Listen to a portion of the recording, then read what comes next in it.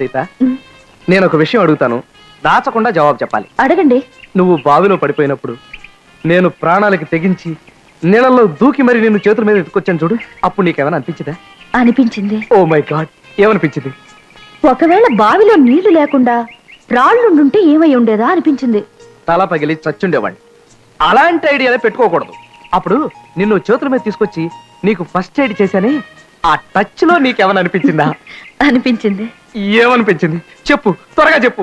నా కోసం ప్రాణాలను కూడా లెక్క చేయకుండా ఏ పనైనా చేయగలిగే ఓ మంచి మనిషి స్నేహం దొరికింది అనిపించింది. అది అలాంటి మాటలు వినటానికే నేను బావిలో దూకింది. ఏది గబగబా ఇంకో 4 సార్లు అలా చెప్పు, వినటానికి చెవికి హాయిగా ఉంది. నాకు సిగ్గుగా ఉందండి. సిగ్గెందుకు? ఇవాళ నీతో చాలా విషయాలు మాట్లాడాలి. అయ్యో, ఎవరైనా చూస్తారేమో. ఎవరు చూడకుండా ఉండడానికే కదా ఊరికింత దూరంగా వచ్చింది మనం.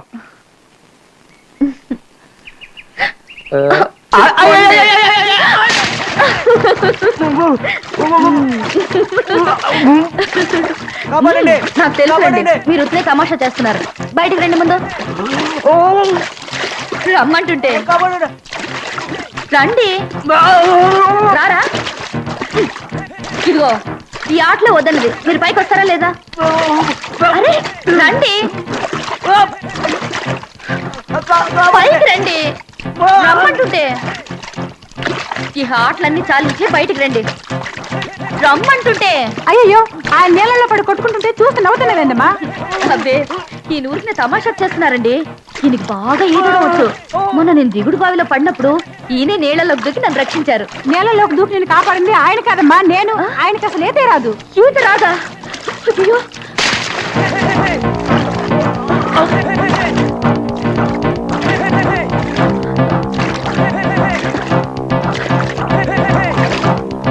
అమ్మా, చేయి పట్టుకో.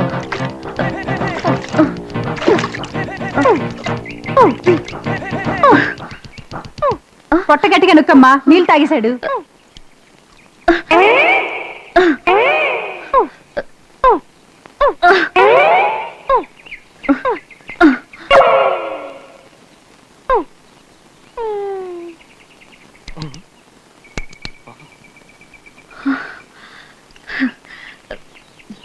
అమ్ము, ప్రాణం పోలేదు.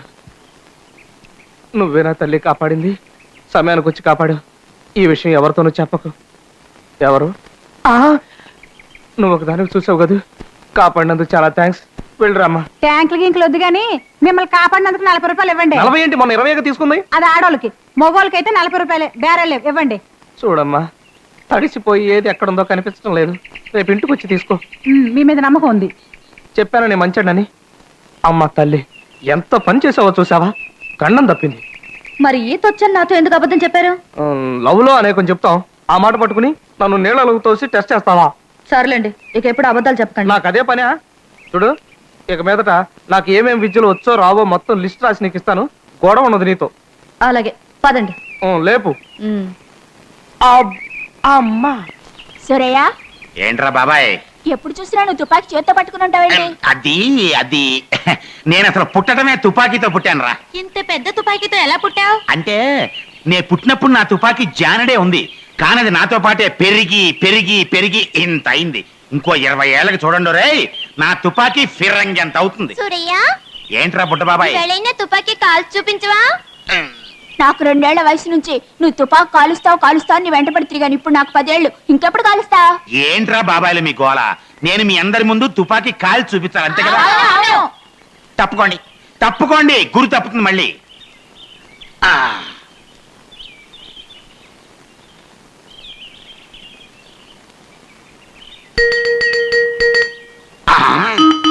ఏమిటి, తుపాకీలో గుళ్ళు లేవా? కాదు, పావురాళ్ల జంట జంట పావురాళ్ళు. అయితే కాల్ చేయి. అమ్మా, ఇక్కడి నుంచి కాలిస్తే పారిపోతాయి, దగ్గరికి వెళ్ళి కాలుస్తా. దగ్గరికి వెళ్తే కాల్చడం ఎందుకు, టక్కున పట్టుకోవచ్చుగా.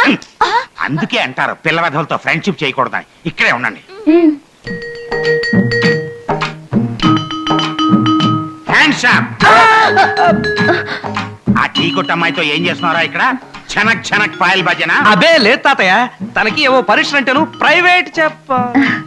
నాకు చెప్పదురా, నా వయసులో నేను ఇలా ఎంత మందికి ప్రైవేట్ చెప్పుంటానో తెలుసా? నీ సర్వీస్ ముందు నేను ఎంత తాతయ్య. రేపు కూడా ప్రైవేట్ ఉంది, మర్చిపోకు. రైట్. జేబులో ఏముంది? ఏంటి? హ్యాండ్ కర్చీఫ్ నెట్ క్యాష్ ఎంత ఉందని అడుగుతున్నా 100-150 ఉంటుంది. ఇది ఎందుకు? ఎందుక నీ ప్రైవేట్ క్లాసుల సంగతి మీ బామ్మకి చెప్పకుండా దాచుకునేందుకు. అయితే ప్రైవేట్ క్యాన్సిల్. రేపటి నుంచి మేము అసలు కలుసుకోం. అమ్మమ్మమ్మ మీరిద్దరూ ఇక్కడే ఇలాగే రోజుకి 10 సార్లు కలుసుకోవాలి. ఎందుకు? లేకపోతే నా క్యాష్ ఎలా వస్తుంది? ఆ? థ్యాంక్స్. తాత బస్సు ప్రమాదంలో 40 మంది గాయాలు. అబాబాబా రోజు పేపర్ నిండా ఇవే. చే కనబడటం లేదు. కనబడబోతే మరగ కనబడటం లేదు. ఈ ఫోటోలో ఉన్న సీత అనే 18 ఏళ్ల వయసుకుల అమ్మాయి 14-12-88 నుంచి కనబడట్లేదు. ఆచూకు తెలిపిన వారికి తగిన బహుమానం ఇవ్వబడును. తెలియజేయవలసిన చిరునామా నంబర్ 5-4-6-1-1-2 కొత్తపేట తెనాలి.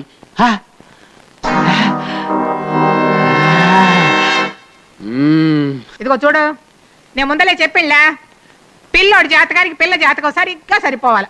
చెప్పారమ్మా, మీ సూచనల మేరకే బ్రహ్మోన్నమైన జాతకం తీసుకొచ్చాం. మీ మనవాడి జాతకానికి సరిగ్గా సరిపోయే మహత్తరమైన జాతకం. ఎవరిది? తొర్రాడు మండలాధీశుడైన రామనాథం గారి అమ్మాయి మగబిడ్డల్ని తప్ప ఆడపిల్లల్ని కనని అద్భుతమైన జాతకం. ఆ, ఎందుకైనా మంచిది, నేను వచ్చి పిల్లని చూస్తాలే. చిత్తం. అలాగే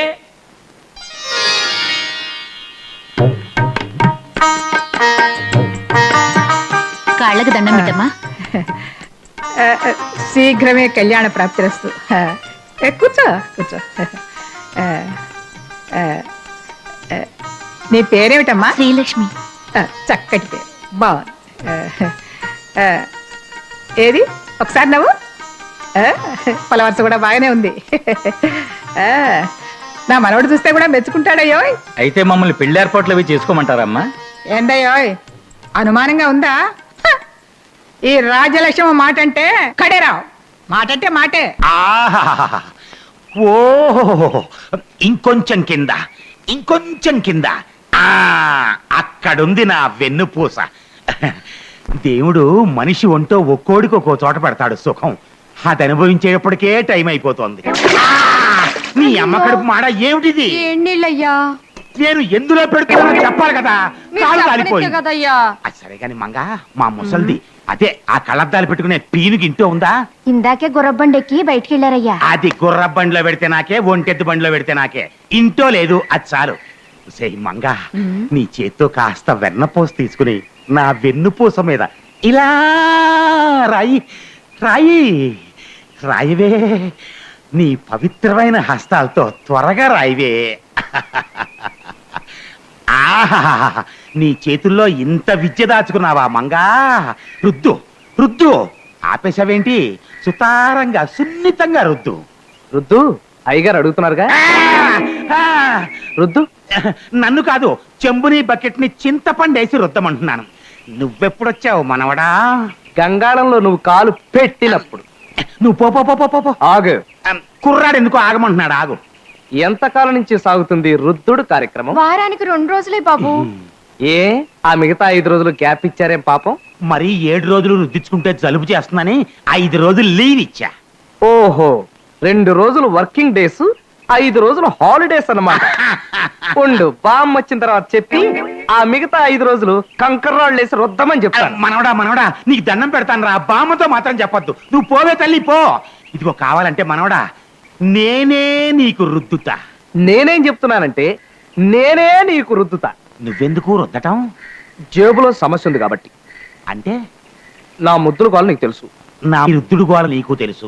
నీ రుద్దుడు గోల గురించి నేను బామ్మతో చెప్పను. నీ ముద్దుల గోల గురించి నేను బామ్మతో చెప్పను. ఓకే, మన ఒప్పందానికి మొదటి గుర్తుగా ఆయుధాల అప్పగింత జరగాల. ఛీ, ఈ లవ్ లెటర్ తీసుకెళ్ళి నా మిఠాయి కొట్టు కథ చేయాలి. ఒరేయ్, నేను నీకు తాతని, మరీ పోస్ట్ మ్యాన్ చేస్తున్నావు కదరా. థ్యాంక్స్ పోస్ట్ తాత. ఫోన్లే, వేస్ట్ తాత అనలేదు నన్ను. ఈ ఊరేగింపు ఏమిటండి? ఏదన్నా ఉత్సవమా? కాదమ్మా, రాజ్యలక్ష్మమ్మ గారి మనవడికి నిశ్చితార్థం. పెళ్లి కూతురు తండ్రి కోటీశ్వరుడు.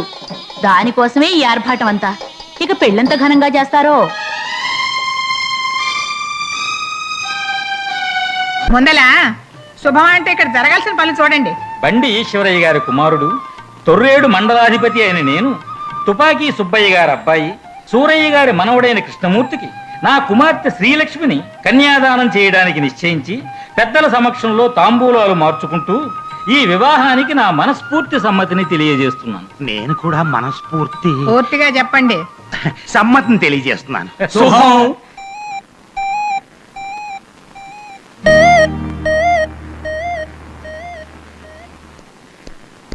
బామ్మా బామ్మా బామ్మా, ఏంది నాన్న?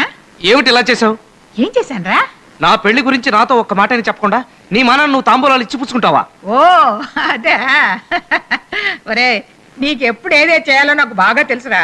నీకు పెళ్లి యోగా వచ్చిందని మన జోస్యుడు చెప్పాడో. పెళ్లి కూతురు నేను చూడక్కర్లేదా? అబ్బో, ఎట్టా నీ ముఖం పెళ్లి కూతురు నువ్వు చూసేదేందిరా? నా మనవడికి ఎట్టాంటి పెళ్ళం కావాలో నాకు తెలీదో. అయితే ఆ పిల్లని నువ్వే చేసుకో. నార్మోస్కో రప్పించి నాకన్నా ఎవరన్నా వింటే నవ్విపోతారు. నన్ను వెర్రి నాగన్నాను, పిచ్చివాజమ్మాను, ఎన్నైనాను. నేనంటే ప్రాణం కాబట్టి అట్టా తిట్టామని సరిపెట్టుకుంటాను. కానీ ఇప్పుడు నువ్వు చేసిన పని మాత్రం సరిపెట్టుకోలేదు బామ్మ. ఇది నా విషయం, నా పెళ్లి విషయం. ఏమిట్రా నీ గీరుడు? ఇప్పుడు ఏమైందని ఎందుకంటే గింజుకుంటున్నావు? ఏమైందా? నా పెళ్లి గురించి నన్ను ఒక్క మాట అడిగావు నువ్వు? అవునరా, అన్నీ నిన్ను అడిగే చేస్తున్నాను కదూ. నువ్వు 2 నెలల పసికూనుగా ఉన్నప్పుడు మీ నాన్న లారీ మోది కారు ప్రమాదంలో పోతే నిన్ను నా గుండెల మీద వేసుకుని భుజాల మీద వేసుకుని పెంచాను. అది నిన్ను అడిగే చేశాను కదూ. ఎవరి పాపిష్టి కళ్ళు నీ మీద పడకుండా నేను నా కళ్ళల్లో పెట్టుకుని పెంచి ఇంతవాణ్ణి చేశాను. అది నీ మాట ప్రకారమే చేశాను కదూ.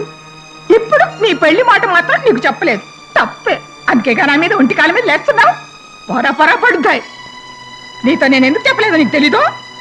నా మనవడు బామ్మ మాట ఎప్పుడు కాదంట నేను నమ్మకండ్రా, అందుకే చెప్పలేదు. సరే, ఇప్పుడు చెప్పావుగా, నీ మంచి చెప్పలు నువ్వే చూసుకుంటానని చూసుకో. నాకే ముందలా పట్నం పోయి దర్జీవాడికి నీ గుడ్డల కొలతలు ఇచ్చిరా. నాకు ఇక్కడ పూరా పనులున్నాయి. బామ్మ, ఈవిడికి ఎలా చెప్పి చావాలో నాకు అర్థమై చావట్లేదు.